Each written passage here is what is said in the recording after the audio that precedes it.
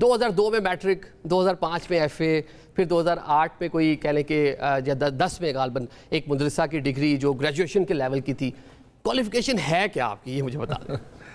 Degree کا issue یہ بنایا گیا جس پہ ایک بات چل رہی ہے میڈیا پہ، اور الیکشن کمیشن کے پاس جو میرا ریفرنس آیا وہ مذکّر خیز ایک چیز ہے. میں نے نامینیشن جو جمع کرائے تھے کاغذات نامزدگی 24 کے الیکشن میں، اس میں نے ہر چیز اپنی کلیئر ہوتی ہے.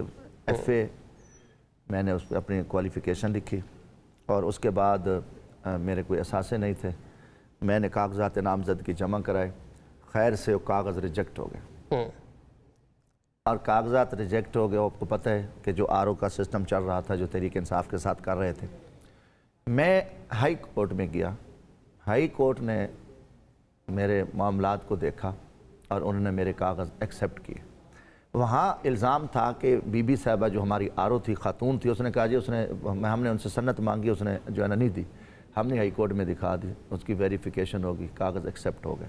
مخالف فریق لارجر بینچ میں چلا گیا، محترم جناب علی باقر نجفی صاحب کی 3 رکی بینچ میں. وہاں گئے، خارج ہوئے، اور سپریم کورٹ جانے کے بجائے وہ نہیں گئے. ہم الیکشن لڑے، جیت گئے. اب میں نے فارم 45 پہ الحمدللہ 1,83,000 ووٹ لیے. وہ ووٹ لے لیا. چلے اب یہاں پہ آپ مجھے اپنی کوالیفیکیشن بتائیں، پھر ہم آگے سے اس میں بات کریں. کون سی ڈگریز ہے اس ٹائم آپ کے پاس؟ میں آپ کو بتا دی نا، جو میں آپ کو کلیئر کر دی نا، جو ایف اے والی کلیئر کر دی نا، یہ تھی، میں نے لکھ دی. ٹھیک ہے نا. اس کے بعد الیکشن ٹریبونل میں یہ لوگ گئے، جو کے بعد قائم ہوا. بھاولپور میں ایک ہائی کورٹ کے ریٹائر جج صاحب تھے، انہوں نے میرا کیس سماعت کیا، وہ ان کو ریجیکٹ کیا. اب کیا تھا کہ اگر مخالف فریق کو وہ ٹریبونل کا جو ڈیسیژن تھا وہ سپریم کورٹ میں جاتے، یہ مخالف اچانک الیکشن کمیشن آتا ہے، وہاں اپلیکیشن دیتا ہے. الیکشن کمیشن ان کو راستہ دیتا ہے، آپ ڈائریکٹ نہیں آ سکتے، آپ تھرو ریفرنس آئیں. اسپیکر قومی اسمبلی ایاز صادق ریفرنس بھیجتے ہیں مجھے بغیر نوٹس کیے، مجھے بغیر سماعت کیے. وہ ریفرنس آ جاتا ہے الیکشن کمیشن میں. الیکشن کمیشن میں حاضر ہوتا ہوں. اپلیکیشن ہے کہ آپ کے اثاثے ہیں، آپ نے چھپائے ہیں. میں نے کہا جی ٹھیک ہے، اگر میں نے اثاثے چھپائے ہیں تو مجھے آپ نااہل قرار کریں. ایک دعویٰ ہے، فیک دعویٰ. اس پہ ہم نے کہا کہ یہ تو دعویٰ ہے، اس پہ تو کوئی میرا اثاثہ نہیں ہے. یا تو میری جائیداد بتائیں، یا میری کوئی فیکٹری ہے، یا میں نے کوئی بینک میں پیسہ سونا رکھا ہے. اس پہ بھی وہ کہ جی نہیں بنتا. اب انہوں نے اس فیصلے کو محفوظ رکھا. 1 مہینہ 24 دن بعد کیا کیا کہ جی جمشید دستی نااہل ہے.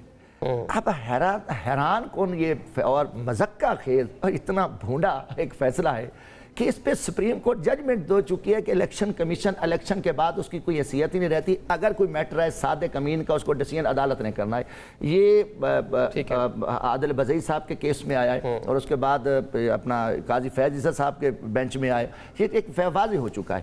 مگر الیکشن کمیشن نے ساری چیز کو سائڈ پہ رکھ کے، قانون کو قاعدے کو ہٹ کے، مجھے وہ سیکشن 8D کے تحت جو ہے نا کہ جی جمشید دستی نااہل ہے، اور یہ سی ڈی سیٹ اور الیکشن کا. چلے اب آپ کی